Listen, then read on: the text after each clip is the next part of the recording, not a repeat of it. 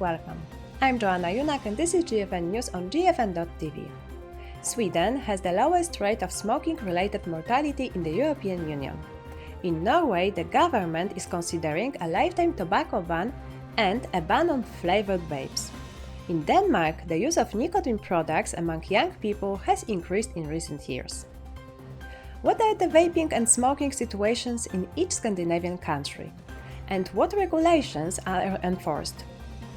To answer these and other questions, we speak with Stefan Mathisson, a journalist, editor-in-chief of Vape Column, and a proponent of tobacco harm reduction in Sweden. This is part 1 of our interview with Stefan. Part 2 will air on Tuesday, 2nd May on GFN-TV. Hello, Stefan. Thank you for joining us today. First, can you briefly summarize the vaping and smoking situation, as well as policy regulations in each country? Most Nordic countries, at least if you look at Sweden, Norway, and Denmark, and also Finland, we all have the TPD regulations coming around in one way or the other. Norway is a kind of an outlier there because they're not part of the EU, but they have adopted lots of TPD regulations in Norway, and they're going to implement even more quite soon. So when it comes to e-cigarettes, we have basically the same regulations when it comes to what you can sell and not sell, with some very important separate differences. And those are particularly when it comes to flavors and stuff like that. But in general, to sell e-cigarettes, what you can buy in the stores is regulated in the same way all over the country. So you can basically buy the same devices everywhere. Denmark is a bit of an outlier there, but still, you can buy the same thing. When it comes to, for example, I can start with Norway because they're the most recent, where the most recent changes are happening. You are allowed to sell and buy e-cigarettes in Norway, and there are about 70 vape shops selling devices, selling nicotine-free e-liquid, because one of the things in Norway is that you cannot buy e-liquid with nicotine in Norway yet. They have new regulations coming this summer, but they have been waiting for these new regulations that allows nicotine to be sold since 2016. So, and there have been reports every year since then. So I checked it up. I written about it in my in Vape Column, I think 4 times every year since 2019, every year, and the same headline has been the same every year. Now you can buy nicotine in Norway, but it hasn't happened. So it's kind of it's coming now. So that's the situation in Norway basically. And with the new regulations coming in Norway, where you will be allowed to buy nicotine, but you'll have a nicotine limit for 20 milligrams per milliliter, just like in the EU. You will be allowed to buy it over the counter in vape shops, and the thing that differentiates from the rest of Europe is that they will have a flavor ban enacted. So you will only be allowed to buy tobacco flavors in Norway if it has nicotine. So situation in Norway right now is that you can buy any flavor you want with a nicotine-free e-liquid, and you can add your own nicotine. And right now, vapors in Norway are importing nicotine for personal use with the medical prescription. So they can buy, you can buy nicotine that will last you for 3 months or something like that, and then do it again. So Norway is it's a weird legislation going on in Norway. We're not even going to start to talk about nicotine pouches because that's just weird. But they sell a lot of snus in Norway and nicotine pouches as well. So I think if you look at the number of smokers in Norway, it's been declining steadily since they started measuring this in like the 80s. And right now, I think the number of smokers is around 10% in Norway. Most smokers have turned to snus or nicotine pouches, and some of them about around 2% turn to vaping. So among youth in Norway, there is no smoking at all, basically below 1% in certain groups, but they use a lot of and nicotine pouches among the youth, and use e-cigarettes as well. Well, so that's Norway right now. I don't know if that answered the question about Norway, but hopefully. Yes, definitely. And what's happening in Denmark right now? Denmark has TPD regulations in place, but they also recently enacted a flavor ban for e-liquids. So you can only buy e-liquid with or without nicotine that has the tobacco flavorings in them. Whatever that is, no one really knows, and so on. When it comes to, for example, disposables in Denmark, they have a special regulation in Denmark that efficiently bans disposables, if that makes sense. And the reason for this isn't flavorings or anything like that, is because of the childproofing. And a disposable e-cigarette without childproofing is not allowed. And of course, disposable e-cigarettes, they're not really made to be childproof. It's hard to make them childproof because you have an automatic draw and stuff like that. So I think there's just one model that's allowed to be sold in Denmark. On the other hand, there's a lot of disposable use or like e-cigarette use in Denmark, because most of people who wants to get their disposables buy it from the black market, which is huge in Denmark. I like to add that this also goes for Norway. You can, the black market for disposables is a thing that's going on in every country. So, and what else? Denmark has some special rules for e-cigarettes as well, when it comes to what you can sell and who can sell them. To be allowed to market and sell in Denmark, you need to have a permit from the Danish government or Danish agency, public health agency, and this is quite expensive to get. So if you're, for example, the Swedish company who markets their products online, they cannot ship to Denmark. They cannot, according to the agency, they try to make it so that they can't even market in Denmark, but that kind of went away. But so most Swedish vape shops that I know of have actively tried to, push back Danes. You cannot buy anything from Swedish online stores. I think this goes for everyone in the EU as well. So it's hard to get vaping products that are not, registered in Denmark for Danish sales right now. But of course, we have such things as bridges and borders and cars. So many people in Denmark get their stuff from abroad and bring it into Denmark. And Sweden? And Sweden, can take that. The TPD rules are also in effect here. We have no restrictions on flavors. We have restrictions on nicotine levels, of course, and also we have taxes on e-liquid. Like to say, every country has about the same tax on e-liquids. Norway, Denmark, and Sweden has about the same. So the taxes are, I think, between 2 or 4 milligram, 2 or 4 kroners per milligram. That's 0.2 euros or 0.4 euros per milligram. Milliliter of e-liquid, and there's a difference between if it's below 50 milligrams per milliliter or above. The different taxes going on. I think they have that both in Denmark and in Sweden, and Norway doesn't have it yet, but they will have it for the summer. Well, so the taxes on e-liquids, but no flavor bans in Sweden.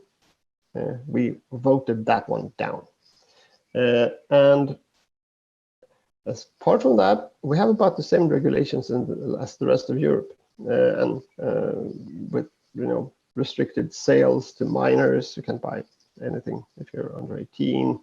The companies need to register their products 6 months in advance and stuff like that. And there's no marketing basically at all allowed in Sweden or Denmark or Norway. So.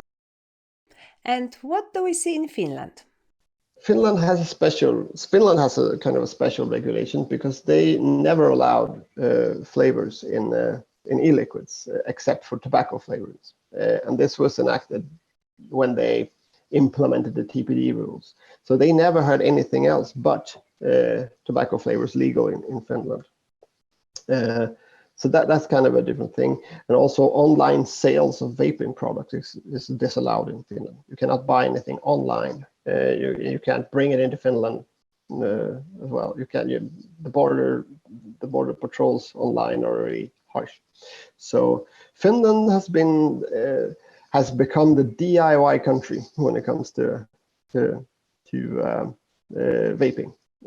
They are still like 2% of the Finnish populations are vaping. Smoking rates are higher than the other countries, of course, because they don't have alternative products. It's about 14% in Finland. It is going down, but it's going down slowly. And snus is a thing in Finland as well, and you are still allowed to import snus. So like 6 to 8%, I think, of the Finnish population are using snus as well. And it's a huge border sale going on in the northern parts of our countries. So Finland, when it comes to vaping, quite harsh climate. I think most of the vapers who knows what they're doing kind of get by. They buy flavorings from like semi vape shops who can sell bakery flavors basically. So those who know what they're doing, they can make other flavors than the weird, mysterious tobacco flavor. Which governments are most supportive of the use of safer nicotine products? Right now, Sweden. So Sweden, when it comes to like when you look at the politician or the political landscape in Sweden, we have like a majority in our parliament are very pro harm reduction when it comes to tobacco. They recently asked the Public Health Agency and a couple of other entities within the departments to actually investigate and report on the different harms of different nicotine products, which has never been done in Sweden before. We still have the lowest smoking rates in Europe, though, so that hasn't really been a question because, so many people use snus and nicotine pouches and stuff like that. So that is the thing. Sweden is the most, harm reduction friendly government right now here, but that's just the government. I mean, the Public Health Agency has a very, very strong hold on the tobacco policy in Sweden, and the Public Health Agency is not a political entity. Shouldn't be anyway, but within that agency, they are very anti-harm reduction for now. So, and that is the same in the other countries as well. The difference between Sweden, Norway, Finland, and Denmark is that the government, or like the parliament, are actually embracing harm reduction here in a different way than they are in the other countries. I know that Norway has kind of a harm reduction perspective, but they haven't really enacted it. They are quite prone to like the use of snus. So in Norway, there are going to be no flavor bans for snus products or nicotine pouches. But when it comes to e-cigarettes, they're really harsh on e-cigarettes. So I'd say Sweden is the first one. They have like the most outspoken harm reduction perspective on things. Norway comes second because they haven't allowed any alternative nicotine products until now, but still. After that, I'll say Finland and Denmark has a kind of a equal stance on a very anti-harm reduction perspective. Are there any consumer organizations in each country that are working actively on tobacco harm reduction? I mean, consumer organizations are always hard to measure what kind of work they actually do. But all of our countries have consumer organizations actively or more or less actively trying to address harm reduction towards politicians, stuff like that. So I would say we have had a movement in Sweden last year that reacted to the flavor ban plans that the government had at that time, and that kind of mobilized, I mean, around 600 people of a vaping community that isn't that large, really, and that was a kind of a big thing. But I know, for example, Denmark has had a really strong advocacy for harm reduction among consumers. Datafo is a big one. They had has a lot of influence, but not enough influence, obviously, because they have a flavor ban there.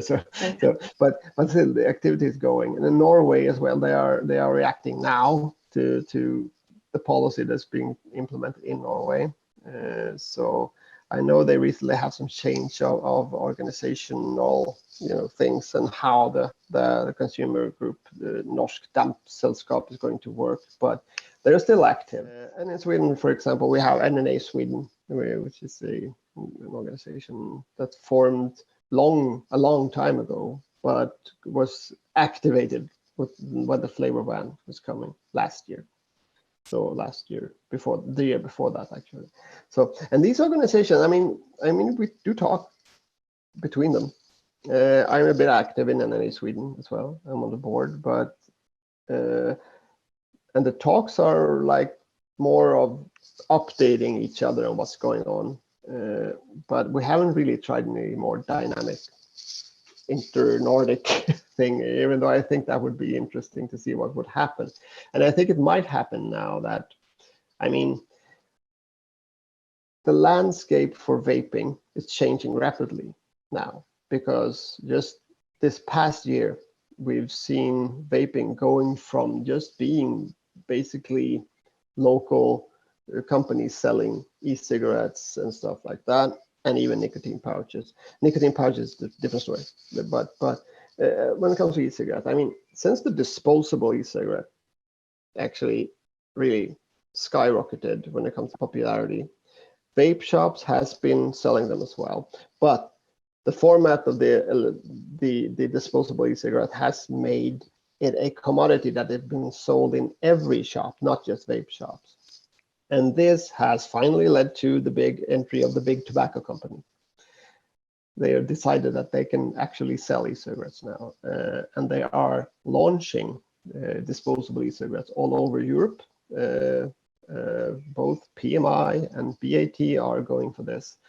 And this means that the debate on e-cigarettes is going to go up to the next level.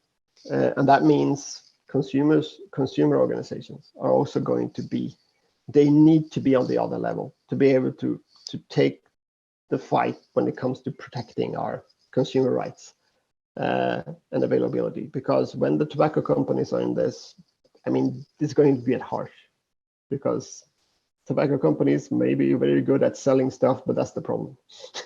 Because this is going to be a big issue for politicians to handle when they realize that disposable e-cigarettes are very popular among young people and older people, but especially around young people. So I don't know, the future will be interesting for consumer groups in these countries, especially in Nordic countries, because we have a harm reduction history with nicotine pouches and snus. So we need to kind of merge e-cigarettes with that kind of discussion.